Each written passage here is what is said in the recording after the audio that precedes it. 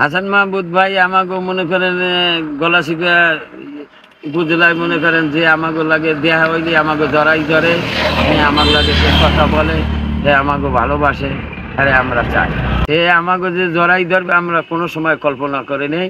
আর সে আমাকে সুখে দুঃখে মনে করেন পাশে থাকে, আরে আমরা চাই। আমরা এই তরুণ প্রজন্মে আমরা মামুন ভাইকে চাই।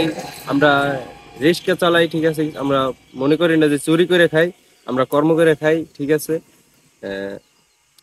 মামুন ভাই আমাদের সবাইকে অনেক ভালোবাসে এবং আমরা তাদেরকে আমরা সবাই তার ভালোবাসি।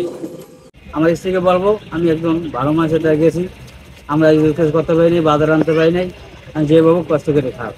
এমন একটা মানুষ যা তার সাথে আমরা রিস্কে লইয়া গেল, আমার সাথে সে একলগে বইয়া কথাবার্তা বলে, দেখা করে, অনেক ভালো লোক, অনেক মনের মানুষ। আমার সাথে মাঠে ছিল, আমার লগে যোগাযোগ রাখছে, আইসে, দেখা করছে। দেখি যে তারা যাচ্ছে, আমিও মামুন ভাইকে ভালোবেসে রিক্সা উঠলাম যে তাদের সাথে যাই আর কি। মানে আমি এটা পজিটিভ মাইন্ডে দেখি যে তারা এত মানুষ, এত রিক্সা শ্রমিক, তারা তাকে ভালোবাসে। তা আমরা তো অবশ্যই, আমরা তো তার সম্পর্কে জানি এবং তারাও কম বেশি জানে।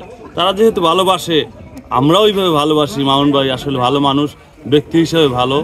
সে সব সময় এই যে যারা আছে সবাইকে নিয়ে কাজ করে, আমরা সব সময় তাকে কাছে পাই এবং আমরা চাই সেই এইখানে আমাদের নেতৃত্ব দেব এবং এমপি হিসাবে আসুক। আমরা তারা এই এমপি হিসাবে দেখতে চাই।